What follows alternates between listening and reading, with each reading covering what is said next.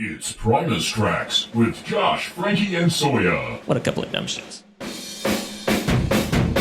Hello, Primates! You found Primus Tracks. Congratulations! You can find us online at Primus Tracks on Instagram and Twitter. You can also email us at primustrackspod@gmail.com.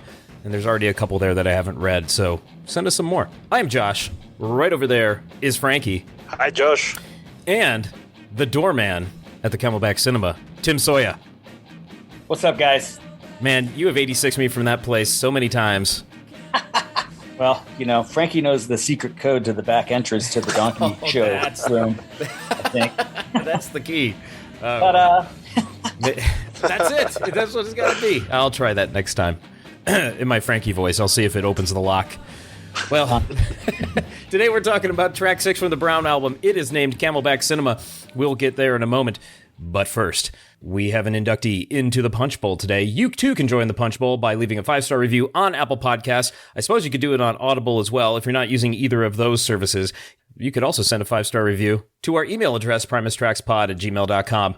I'll count it. Today's 5-star review is from Sideshow Jeremy on Apple Podcasts, who simply says, hats off. Which I probably should have read this next week. Oops. Anyway, he says, love the podcast. Learning the stories behind the songs, albums, and artwork is fantastic. Primus has been my favorite band since the 90s, and I've seen them in less almost every time they come to New York. Since you're coming up to the Brown album, this is how long ago he left that, I thought I'd mention I was at the first show of the 3D tour in Poughkeepsie, New York. Before hats off, Les says it's the first time they ever played that tune live. Keep up the fine work, gents. Frankie, is that true? That was the first hats off at Poughkeepsie in the 3D tour? Yeah, it wasn't played until the 3D tour, but we'll get into that next week. Absolutely, because today we have such a rich live history to mine for Camelback Cinema. We don't want to go too crazy. Yeah. All right, so I also want to thank Sarah from Florida. Sarah, you have a lifetime pass to Captain Shiner's yacht. Sarah made a generous donation and received a big old stack of Primus Tracks stickers. You also can enjoy some Primus Tracks stickers by emailing us at primustrackspod@gmail.com. That's also our new PayPal address. It's basically $1 a sticker. Get a hold of me, and we'll work out the details. I was called out on Instagram for forgetting last week's cover version of Shake Hands with Beef. I'm going to rectify that in our miscellaneous debris section here. I actually had to go pretty far down looking for Shake Hands with Beef covers that were a whole band. A lot of bass covers, of course, but I found an actual band called Cycles, and I will reserve my commentary until you guys hear a portion of this. There's a time for lies and a time for truth. I'd say eye for an eye, eye for a tooth.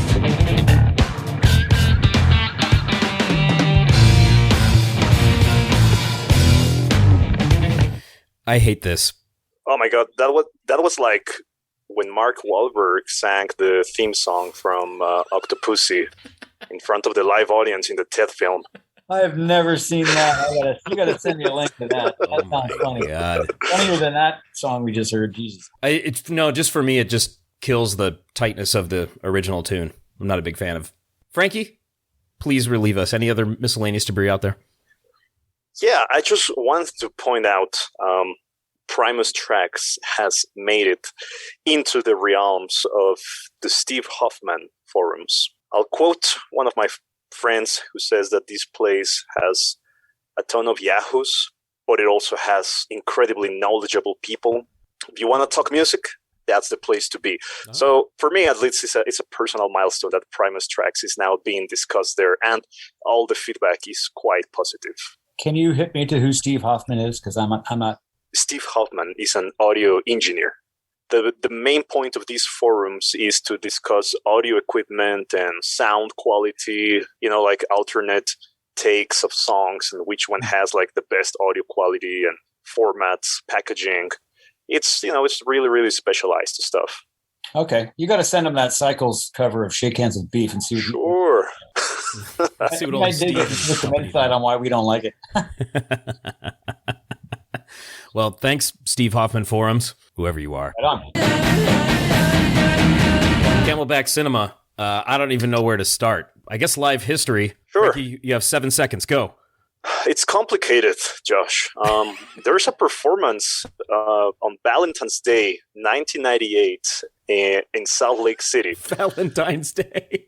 Yeah, Valentine's Day, 1998. But wow, if you check Toaster, that's the only annotated performance of the song. But that's wrong, because I found a review of Primus and Beanpole at the bottom of the hill in San Francisco. And I'm going to address those reviews later on in this episode. But Camelback Cinema was definitely performed that night, as you can see by the set list that I sent you, Josh. So the strange thing is that bottom of the hill was September 22nd, 1997. And then we have another performance of the track on Valentine's Day, 1998. I find it hard to believe that there would be such a considerable gap between the two performances of the song. So I'm inclined to believe we are missing several set lists from the Brown album tour, and perhaps it was played a few more times. I mean, not a lot, because it's a really rare track, but I'm sure there's got to be more than two performances in the entire Primus history. I can't remember them playing this song, to tell you the truth. They played it at that bottom of the hill gig. Wow, that's funny. You have the set list from that one? Yeah, I got it. I'm gonna run down the set list for you guys when we get to the review part. Okay. That it's such a rarity is probably why I have no recollection of a couple times they might have played it. I mean, there's a lot of songs on the Brown album that might have made a couple appearances and they tried it again and just said, nah. Yeah, there's definitely a large gap, like you said, Frankie. So I wonder if they, tried it once. If those are the only two, they tried it once and then brought it up for Valentine's Day, because it is a love song. And but I mean, that's so strange, right? Because usually when they play a song once, maybe they test it again the following night or a few nights after, and if it doesn't work, they drop it. But for such a rare song to come back several months later, that's really strange. It's not that strange. It just didn't work. Didn't like it. I remember we were on the Holy Mackerel tour, and Les decided he wanted to do Great White Buffalo by Ted Nugent. Right? Of course, Merv knew it because, he learned all that stuff when he was a kid. And so they played at soundcheck. They're like, all right, yeah, this sounds hilarious, dude. We're gonna make the crowd laugh at this one. It's the only time I've ever seen this happen with Les. They start the song, they get going on it. It's a pretty rockin' Ted Nugent song from the 70s. They didn't even get through the first verse and Les just goes, the band goes. And they ended the song because the crowd just went. They didn't know what to make of it. They're like, you're playing Ted fucking Nugent? Jesus Christ. I don't know what they were thinking, but he was vibing or feeling the vibe of the crowd vibing him like, no, dude, stop. And so he did. Wow. So, it can happen, songs just don't work. You don't feel it. You don't get a vibe, or you see the crowd just deer in the headlights and you just don't go back to it, Yeah.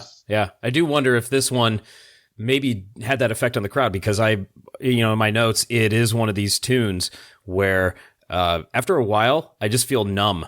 We're getting that drum beat, brain's just pounding. And after a while, been on that one, dude. It's not a metal song or anything, but I just feel numb after all that pounding brain's doing. I feel bad for him. He's just working his ass off that whole time. He is making some noise, man. I actually kind of want to start there because, Soya, I want to hear what you have to say about this drum intro, given what we know about that drum kit, the 26-inch kick drum with no hole in it. And I love the kind of messy drum roll that Brains starts us with, too. So I just want to play that first part and please hear your ideas about it. Go.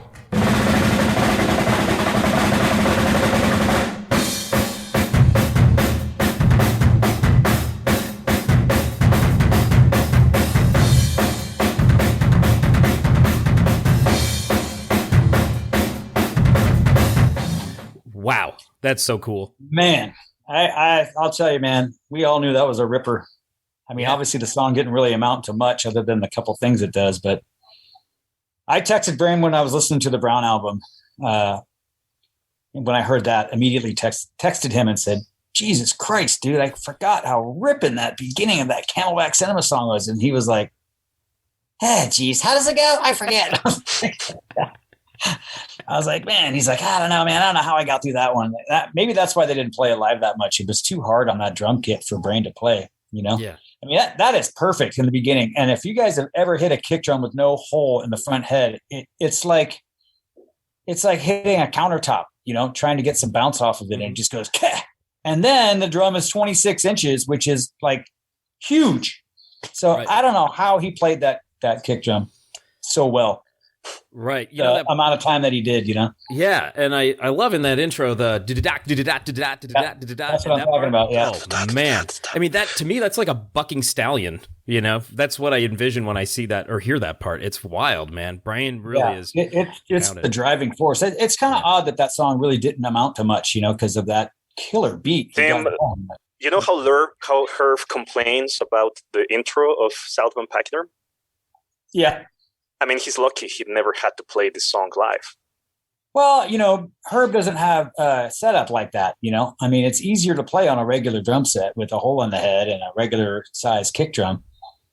Brain just wanted to take things to the crazy stratosphere and just try to melt faces out of the gate on his first Primus recording, Yeah, so that's just what gets me, and I don't think that people casually listening to the album understand that he's making things more difficult for himself, kind of on purpose, I suppose, but he's doing things that are way more difficult than they sound, and this one sounds difficult to boot, so he's really pulling some superhuman stuff there, it seems. Right. I mean, the cool thing about Brain is he always liked to challenge himself, like push his parameters. I mean, obviously it's not that difficult of a part, but on the drum kit that he had, he knew that was going to be some crazy shit to pull off, and he did it. And I could remember us sitting there listening to the playback and him going, shit, I got to play this now if we ever play the song live again. God. And it never came up, I guess. That's bizarre. I didn't know that. You raised a good point because I used the term numbing before, and you said it's interesting what the track amounts to on the record because it doesn't have that dynamic shift into another gear or, even Brain goes halftime or just does something else to give it that very dynamic B part that then you can come back to that gok, that double time thing he's doing or just hitting that, hitting that snare really hard and pounding on that kick drum. So, Frankie, I know you love this track, but I do every once in a while. I like it though. I love how obnoxious it is. That's the thing. I like this track a lot too. And I remember liking it when it came about, especially the day we showed up and Les had done the vocals and we heard what he was singing, it was like, whoa, that's something cool and new and different. But then, by the end of the recording session and it comes out and you're like, that's all it does. Just Brain driving a train through the whole song and Les just thumping along with him, Right. Yeah. So we get this thing that can just wear you down after a while. I was surprised it was only 4 minutes because for some reason in my head after a while I thought it was 6 because it just goes, you said Brain driving a train through it. That's exactly what it's like. So, yeah. I mean, Lure is, and the vocals are what really give it any kind of color, Yeah, it is a straight ahead groove, and much like Beef last week, where it's this monolithic thing. This time we get these guys interlocking in a different way. So yeah, for the bass, we're on the fretted 6 again, correct? Because we're getting low. Yeah, anytime you hear that sub, Les never detuned. If anything is really low like that, he's got a 6 in his hand. Yeah, so he always played straight tuning. He never detuned or played odd tunings ever, never. Yeah. Yeah. So we're getting that really low slide going on, but he's also tapping in a pretty high register as well. Yeah. I believe he's tapping with his right hand there. And so, he loves to tap on the 6 string up high on the B and the E. That's like one of his fun things to do on that bass. Yeah. He brings it out this one in that regard. Frankie, you have something to disturb us with, I believe, when it comes to the bass line. Oh, yes. It's not my discovery, but it is well worth pointing out. Somebody mentioned at the Boulevard that apparently the bass riff echoes the noise of a camel in heat. Well, where's this young man from? Egypt or Mexico? The sound of a camel in heat, not something I want in my browser history. So I'm going to leave that to the experts. And is it the low part he's talking about? The low part. I mean, I just sampled the noise right now on a video, and it does sound pretty similar. You found a sample of a camel. Frankie's dialing up the Nat Geo for us. Do you guys want to hear the camel in heat? Of course we do. So do the fans. They're like bated breath, dude. Let's do this. This is the moment.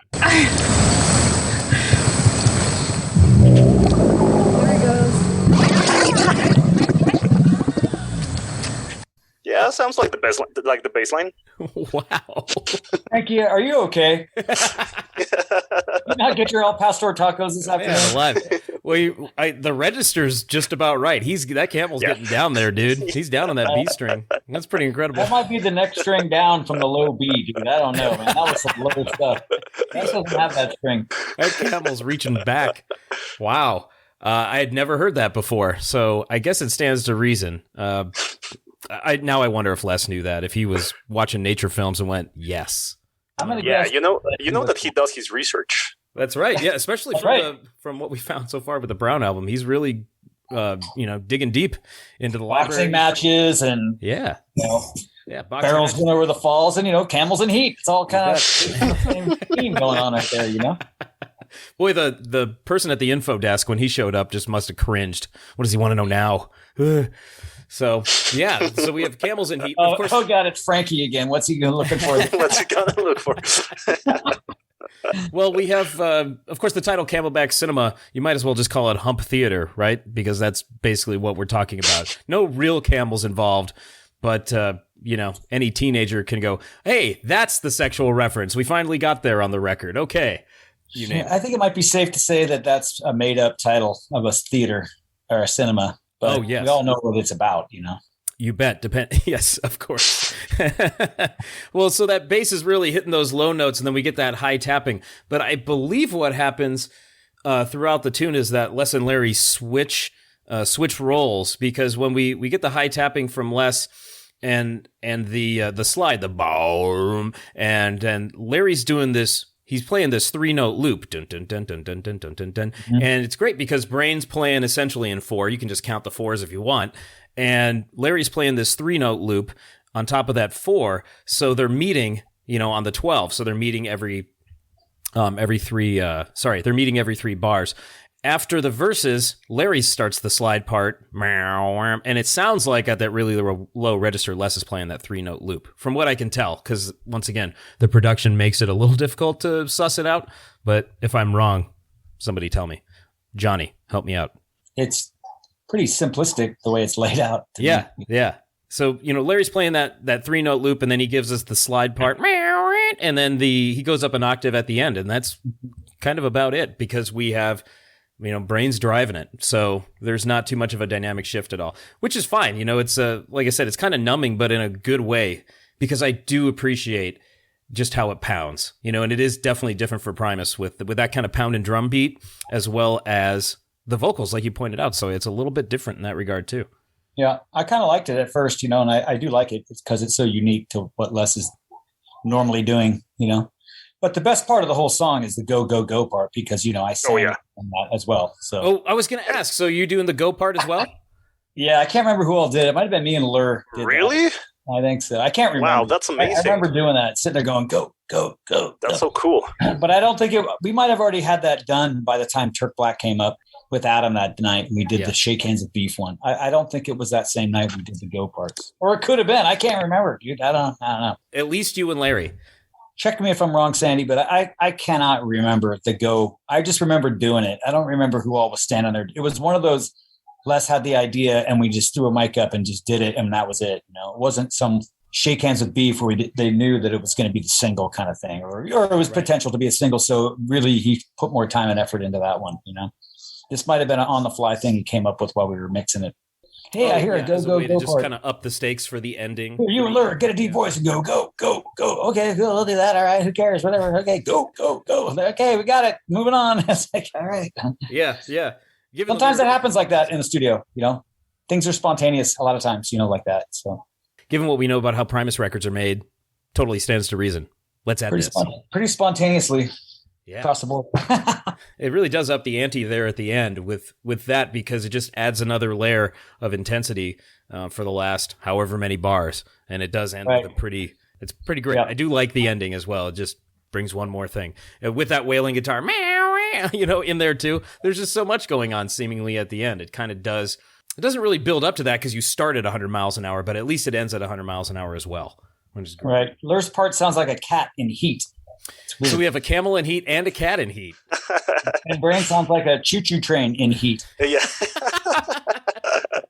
Stay away from the petting zoo. Man alive. Other thoughts on the music, guys? Because there's a lot of, like we said, it's pretty obnoxious, and I like obnoxious, but it just doesn't necessarily take a left turn anywhere. Well, I'll point out one thing, not so much about the music, but when you hear Brain in the beginning, like as I listened to it today and just now with you playing that, you can hear how there's not that many microphones on the drum set. Like it really stands out. Because like I say, we only that's in the main room where the board was. 1, 2, 3. I think we only had 5 microphones on the whole drum set. And you got 5 in the main room. Okay. I thought you only had like 2. I know you got 1 in the pool We did room. 1 microphone when we had it out in the pool table room, and we might have went to 2 because the kick drum wasn't coming through good enough on those. We had to get some definition on the kick. I can't be positive, but I'm pretty sure we did takes with 1 mic in the pool table room. But in the main room, that Les wanted to do 1 mic or 2 mics. But we had to get one close to the snare to get the hi-hat definition. And we had to have one on the kick. And then there was a couple other ones just kind of around the room. And that was it.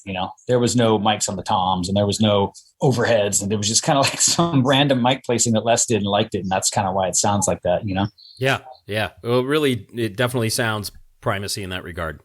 Yeah, but I'm just saying you could hear in that jam when he kicks in. If you think in your head, oh, there's only like 4 or 5 mics on the drum kit, you can tell that when you know that fact. Yeah, it does seem like when he goes away from the snare, the hi-hat, and the kick, which of course are your basic parts of your kit. When he goes away from those, it does seem like you're getting further away from the microphone in some regard. Yeah. So yeah. It's cool. I do dig it. It's a cool effect. Les had that idea, and we just went with it. And I think the result is cool. Yeah, I can't tell you guys what microphones we use, but I can tell you that there was only a few. SM57s and 58s? That's the only one I can ever think of. What are those? I don't know what those are. Those are the ones they recorded the sausage demo with. I know what those are, dude. Come on now. No, I'm helping you because you forgot. Oh, right. Nice Rush shirt, nerd. Karaoke machine with some microphones with switches on them and cords coming out the butt of them. You just plug those in, and that's what we used. That's how I recorded when I first started recording, was that kind of stuff. I don't know if you recall during the old days of the Bullboard that this song got a lot of hate. I think it was voted worst Primus track at some point when they were doing the rundown of worst to best. Oh, that wouldn't surprise me. Yeah, I think a lot of people I always felt that was quite unfair. I don't think it's a bad track at all. I think it's pretty unique. For me, at least, it's one of the most interesting songs on the album. It really is, because it is such a departure, but I think it threw people upon release because, we're talking about hardcore Primus fans in 1997, and they are looking for a Tales from the Punch Bowl follow-up just like anybody else, and this is completely different. I think a lot of tracks got a lot of hate, but at the same time, even at that point, people loved it and were defending it, and they still do to this day, as we've marveled about.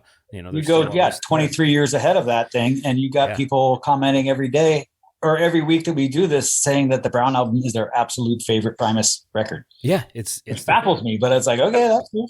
Yeah, no, and someday people will say the same about Antipop, and then they will say the same about Green Naugahyde. I mean, right? Everything is possible. Yes. You got it. Yeah. Yeah, this one definitely was much maligned in its day. But I think with a lot of things, the view softens and appreciation can set in because you're not reacting emotionally as far as with the emotion of this is not what I wanted it to be because it doesn't meet my expectation. Now you can listen to it with the emotion of I really like this band and I'm open to hearing what they have to say. It takes a decade to get over the letdown. No, it really can. I mean, it's so strange how we emotionally invest ourselves in certain musical acts, and I'm sure for the artist that can be, of course, very strange. But even for the fans, and I found myself being disappointed by different recordings by different bands, and then I have to take a step back and realize they didn't make this specifically for me and what I want. I have to open up, and if I appreciate it, great. And if I still don't get it, then I'm just going to move on. I'm not going to go slag them on their own bulletin board. Yeah, I'm always standing up for Bowie's 80s albums in the Steve Hoffman forum. It's a daily thing for me. Wow, how have they not run you out yet?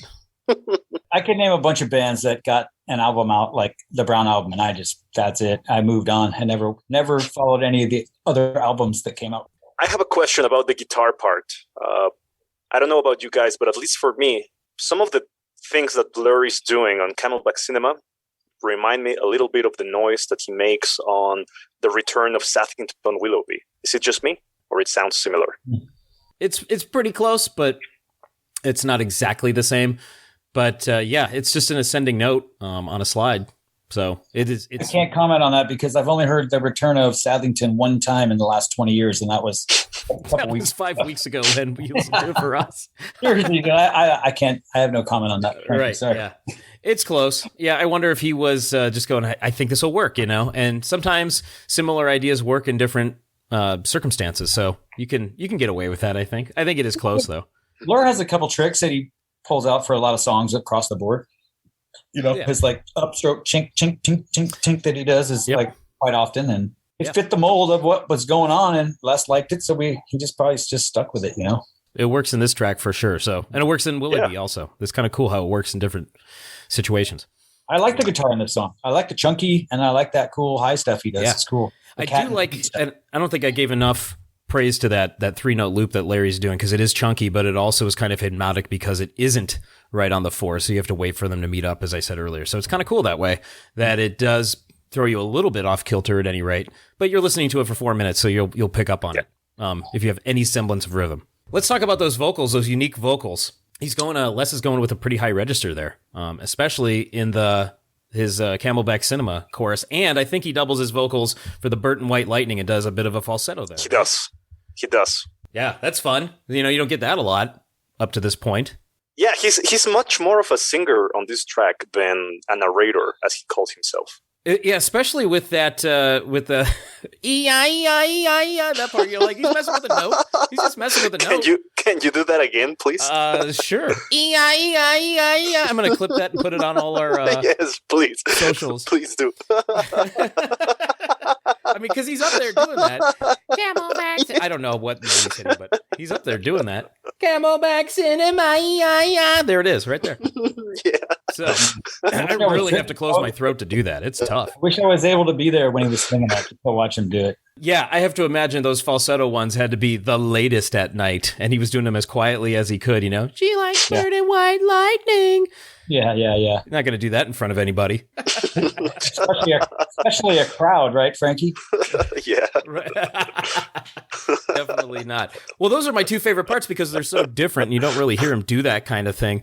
But the vocals, even the verses, he's still kind of up there, He's down in $5. He's up there. He's up there in his register. He's not just going, got a big brown beaver, blah, blah, blah. He's going, na. So it's very different in that regard, too. They're throwing a lot of different things out there for this track.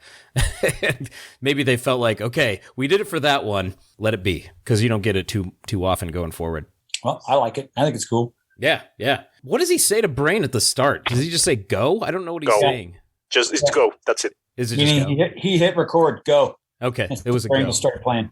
Because for years and years and years, I thought he was saying cool. I don't know. My dumb teenage ears hearing what they wanted to hear. I remember that. It's just a go. That's great. It's one of those random, weird. Normally, Les doesn't leave in stuff like that, but that one he did because the part just comes out of the horse race gate. Boom, so I think he wanted to go, and then boom, here you go. Yeah, it is like calling that. It is like firing the starter pistol, isn't it? Just bam, and off you go. You're absolutely right. I think that's totally appropriate. That's why he left it in there, I'm sure. Yeah. If you're a Primus fan, chances are the band Ween is on your radar. Available now, the world's only zine about Ween. Don't Get Too Close to My Fanzine is the brownest zine ever produced, and issue 6 is scorching hot off the presses. Go to theweenzine.com to order issue 6 now for only $10, and all previous issues are available as a free download, including issue 5, which features a piece by our pal Frankie, which may contain Bowie references. Prepare them out, boys. Find the cheese, because the mollusk, it lingers at theweenzine.com and on Instagram at Weenzine. Before we dive into the lyrics, okay, I did some digging, because I wanted to find as much as possible about this song and the mystery of the live performances. And I found a review, which I'm just going to paraphrase a little what it said, because I don't really like the review. But it mentions that the band was on fine form as they were performing their classics, and they also went through a lot of songs from the Brown album, and out of all those songs, Camelback Cinema should have been dropped from the set list. So that's the comment on the review. So he doesn't go into any further detail about why. So it's not really a great review. So I'm going to share with you a much better one that I found, courtesy of Bootleg Confessions. And, this guy wrote a really, really excellent piece about it. So this is Primus and Beanpole at Bottom of the Hill in San Francisco, September 22nd, 1997. I'm going to share with you guys the set lists because, it's always amazing when you finally stumble upon the full set list of such rare performances. So the Beanpole set list was, his name is Beanpole, Chicken Boy, Judge Wapner, Baby Einstein, Dinner Time, Where is Fred, Grandma, Embryo, and Sponge Boy. Several of those songs were not performed in the New Year's Eve with Claypool on Delirium, by the way. So this is legendary stuff. Yeah. And the Primus set list, all right, you're not going to believe this. Opening song, Tommy the Cat. Already awesome. Yeah, right off the gate, Tommy the Cat with DJ Disc. And then they went into Duchess and the Proverbial Mind Spread, Pudding Tane, My Name is Mutt, Camelback Cinema, Those Damn Blue Collar Tweakers, Frizzle Fry, The Chastising of Renegade, Ooh. Jesus Christ, Golden Boy, Jerry Was a Race Car Driver, Fisticuffs, Bob's Party Time Lounge, Dude. Kalamazoo, Harold of the Rocks, and for the encore, they came back with Pudding Time, The Thing That Should Not Be, Holy Smokes, In and 97. The Heckler to close the show. Now that's a set list. What a set list, right? You didn't note it, but when they did The Thing That Should Not Be was with Mark Osegueda, the singer from Death Angel. Wow, that's amazing. I would He imagine was the so. singer on that song that night. That makes sense because he did it on the webcast too in '98. He showed up and did. Yeah. when they Yeah, played that was the first time they did it. And then that webcast funny thing we did at Ultrasound. Yeah, he Yeah. came down and did it then too. And that This is crazy. Opening with Tommy the Cat, closing with Heckler, playing Love it. hits and playing rarities like Camelback, Fisticuffs. Renegade. This very well might be one of the best shows of the Brown album. Wow. Yeah. Oh, they were trying to showcase it. That was the first show, wasn't it? No, it wasn't. They were Wasn't? already already in full done the Horde motion tour, at this maybe? point. Yeah, maybe the venue lent itself to this performance. So I'm gonna share with you guys some information venue. about the show. Tiny. Yeah, The reviewer mentions that it was a special show on many levels. First of all, because it was taking place at Bottom of the Hill, which is one of the smallest venues he had ever seen Primus perform at. The capacity of this venue is 350 people. Mhm. Imagine that.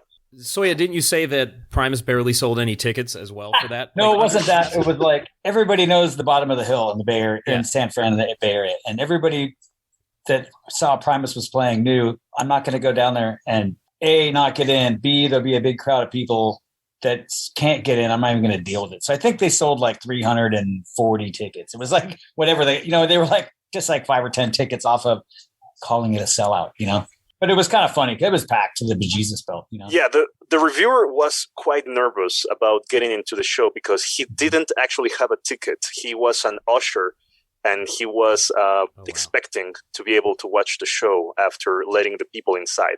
So he mentions in the review that he's never calm until he's actually watching the performance. So he managed to get into the show. And here's something really amazing. You know how in the Silver Anniversary Extravaganza, Les performed with 3 different bands? Right. Well, at this show, something similar happened because he was actually on stage with Beanpole during their set, as well as Larry. And Nice. Larry was playing banjo.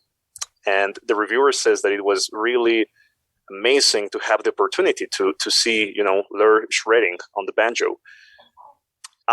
So he mentions that they performed double duty by joining Beanpole on stage, as well as Derek Greenberg and Adam Gates from the Spent Poets. Oh yeah.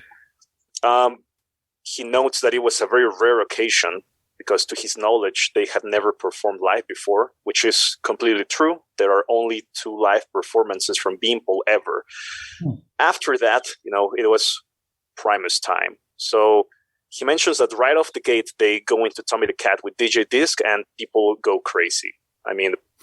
Imagine the energy level of a show that starts with Tommy the Cat. Yeah. That is absolutely incredible. He also notes that he was fortunate about witnessing The Thing That Should Not Be for the first time. So there's the webcast, and there's also this performance, and there's another one a few days later on September 25, 1997 in Sacramento. So that's 3 lone performances. What was the venue on the Sacramento show?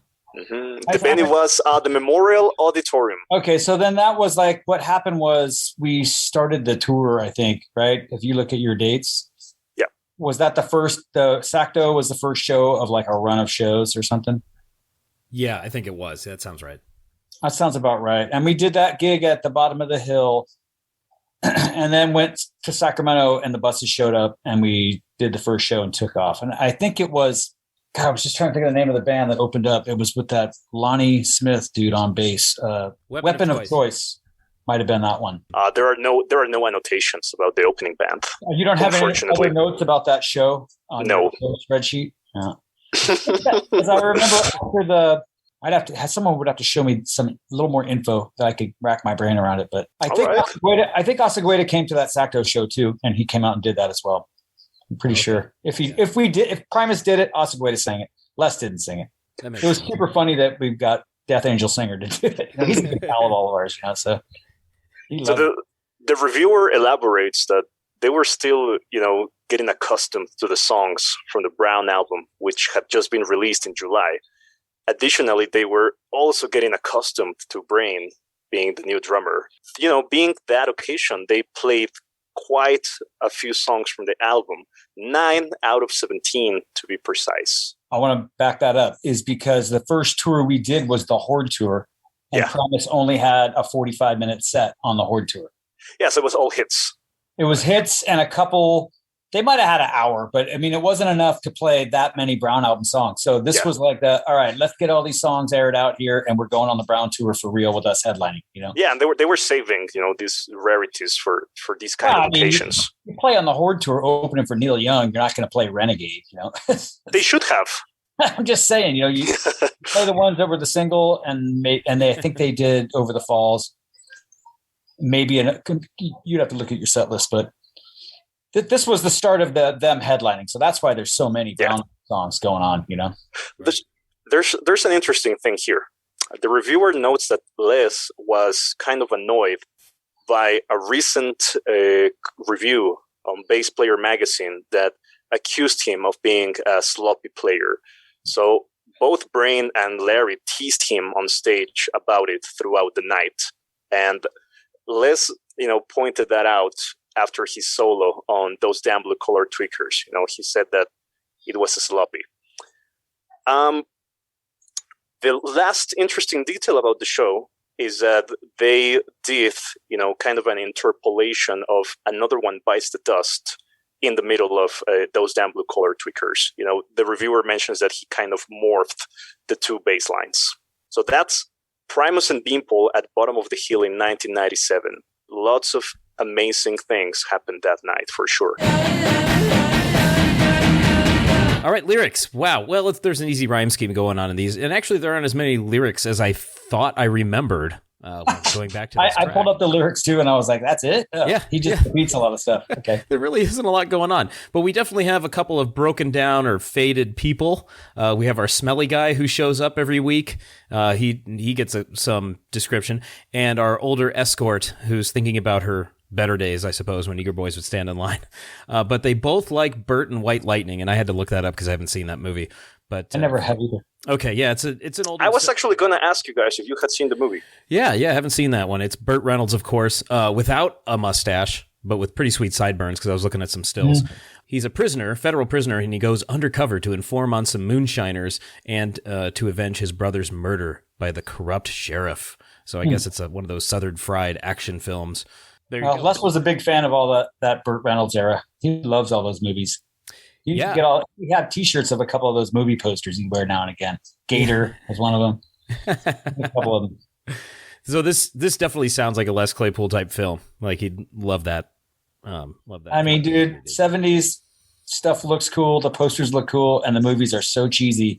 And the cameras they were using and the cinematography is so cheesy when you go back and watch that stuff. It definitely had its own time frame, that's for sure. It's of its era, which is pretty great. Yeah. It's phenomenal. But I just looked at a few stills and read a synopsis. I don't know much else about the film. And that's about it. I mean, that's what I have for the lyrics. You just have these busted up people looking for some kind of comfort, I suppose. Going to a strip club. What else are you going to do if you got no money? Yeah, this guy's going to buy his weekly or enough whore, money man. to give to some girl behind the glass, right? Yeah, he's got a routine, right? He's got to buy his weekly satisfaction, and then this lady, she doesn't have as many customers as she used to. I never think about the song in those terms. I know that's what the lyrics are about, but in my mind, it's this song about people riding camels in the desert to watch movies being projected on a blanket. Huh. Literally a Camelback Cinema. I prefer to think about that, and the music matches quite well, more than the real angle of the song, which is kind of depressing. Yes. So a caravan of camels crossing the desert sounds like this song? Yeah, for me, in my mind, the song sounds exactly like that. Wow. It's like a march. Wow. The oasis is in the horizon. Yeah. And they see it, the camels. And they take off because that's what they do when they see the oasis. They bolt for it. Oh man, maybe that's why the song is so fast paced, because yes, this is where the camels are making their run for it so they can get a drink, fill their humps. And then the men riding the camels get to go into the big tent with the harem of women or something. I don't know. Oh yeah, now we're talking. That sounds great. I don't have much else to say about the lyrics except we have these two, obviously desperate people to a degree, and I guess they're not people you want to be around, from what I gather. I did like the sharpness of a troubadour. I like that part. That one confused me. What does that mean? A troubadour, it comes from Italy, I think, and it was this class of knights, and they were probably landed nobility, but they also had roots or a base in poetry. So there were these knights that would go around writing love poems, and that's what a troubadour was. Yeah, they had quite a social status. That's right. Yeah, so he must have been looking good there, and even though he smelled like death. Right. Nice suit. Wash it every once in a while, man. There's that. I do have a nice 1897 connection, though. This one actually tracks Soya as opposed to Cannons last week. So this one, this 1897 connection is about Storyville in New Orleans. Either of you ever heard of Storyville? I've heard of it. I don't know. I couldn't tell you what that means. But well, it's an old district, and it's right next to the French Quarter. It was actually delineated by the city of New Orleans from 1897 to about 1917, and it was a place. It was a legally defined area, like I said, in which prostitution was allowed but not legalized. So there was this alderman named Sidney Story, and he made this push. He actually didn't like prostitution. He didn't like jazz music. He thought all these people were heathens, and so he wanted to carve out a part of New Orleans where they could go do the things that they do and keep the rest of the city nice and clean, right? So he's trying to separate or segregate these people out that he isn't really a fan of. The local media, the people writing the newspapers there caught on to this idea, and they started calling, it was called the district by the people who live there, but in the newspapers they called it Storyville after Sidney Story, and Story hated that, of course, because he wasn't down with any of what was going on there. But it was a red light district. Prostitution was ostensibly legal because law enforcement never showed up. They just let people do what they wanted to do there. Brothels. Brothels all over the place, you bet. As far as the eye can see. So it would last about 20 years, and my understanding is Storyville came to an end in 1917 when the federal government pressured the city of New Orleans to close it because there were a bunch of Navy men training in the area. They didn't want them, I guess, to get distracted because those guys were training to be deployed for the First World War, or the Great War as it was called then. So no surprise there, right? Can't have my military men taking the shore leave over there. One thing I did find out is Louis Armstrong actually grew up in Storyville. Oh, wow. Trippy. That's pretty cool. So that's I was going to say, I would say that my reference of knowledge of that name or the word comes through song, particularly like that old jazz stuff and absolutely people naming albums like, Down in Storyville or whatever the heck. Oh, it must have been referenced hundreds and hundreds of times in all those jazz songs. Yeah. And New Orleans is just so rich with history and it's so present in the city that Storyville definitely has made its way into all those things. So yeah, if you've listened to any of that old Delta jazz, man, you found it. Yep. My favorite is Louis Prima from New Orleans. I never really heard Prima. I'll look it up. Oh, boy. I'm old. Jeez. Hustler. I'm brain. Jeez. I love that. Are you ready for my camel facts? Against my better judgment, I'm going to turn it over to you for camel facts. But here's the deal. I think we should have camel facts every week. So I'm making a theme song for you. Do you want to hear it? Yeah. Camelback Cinema. Exactly. Here we go. Camel facts mania. Camel facts trivia.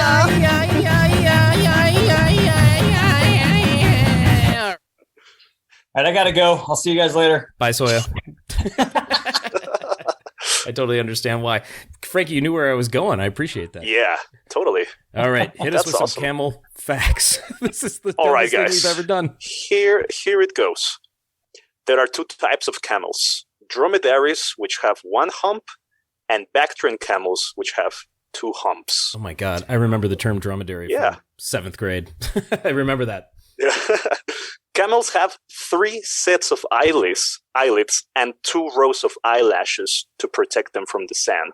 Oh, wow. They can completely shut their nostrils during sandstorms.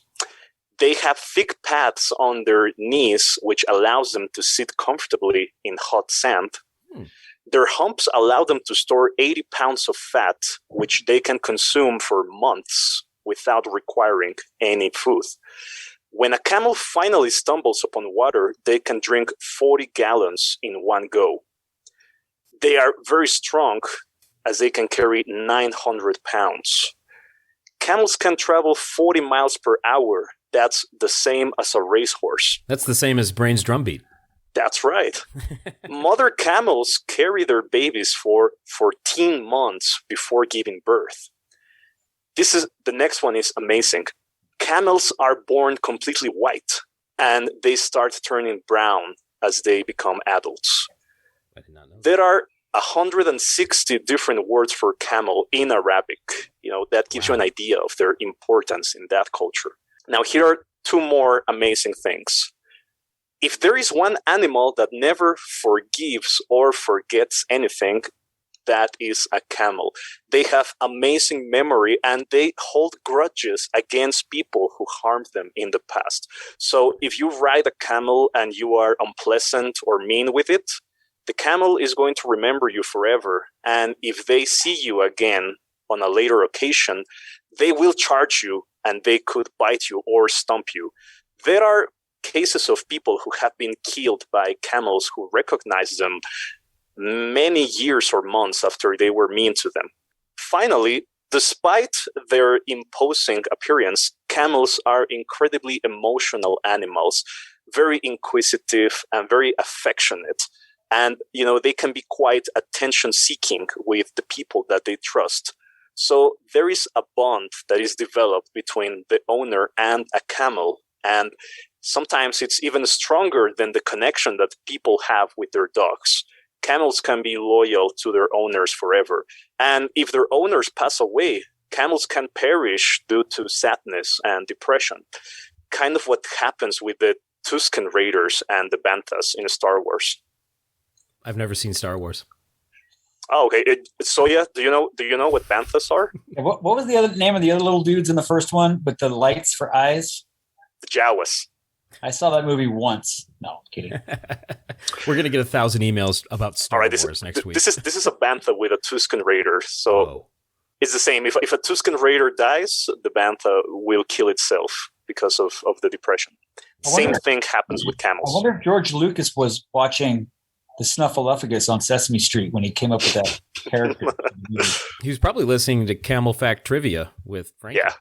Collecting his thoughts and came up with that idea. Wow. Thank you for all those facts, Frankie. Fascinating creatures. Absolutely. I imagine every single one of those is going to make it into the episode, right, Josh? You bet, man. I'll just speed it up 20%. It'll be the fast version. Yeah, like the Shake Hands with Beef video. Hey. Exactly. Oh, man. Frankie's Fast Camel Facts. Camelback Trivia. Camel Fact Mania. Oh, my gosh. Camel Fact Mania is so... Oh, man. I love it. Jeez, I guess that's all I got for this one. That's all I have for this track. There's no cover, and there's... Frankie, you going to play some live clips for us? We got nothing. Bottom of the Hill show? There's nothing. There's absolutely nothing. If you have it, please raise your hand, and Frankie will... I mean, Tim, I guess you could go dive into their soundboards or something and look for it. That Frankie would be loves fantastic. soundboard tapes. Yeah. That club didn't have a digital board then. It would have to have been them recording onto a cassette tape, and the cassette tape is somewhere hidden, but I've never seen it or heard it. Oh, man. If you find it, you know what to do. Sell it to Todd Huth. So then it will end at Goodwill. It'll end up. Then it won't end up in your hands yet. Yeah. It'll end up in the Frankie bundle that Todd's putting together right as we speak. Yeah. Well, I guess I'll say this: Camelback Cinema, make better decisions with your disposable income, please, because you've been tracked. Don't cry for me, dromedary. Next time, guys, we get to doff our caps. So be ready for that. Make sure you wear one. I'll be wrapped like a bean burrito for next week, Josh. I'll be wrapped like an al pastor taco, and Soya might eat. Awesome. Boom. At Primus Tracks on Instagram and Twitter. Frankie's at Frankie Berestein. Soya's in a secret bunker. Later days. Ma solemnity.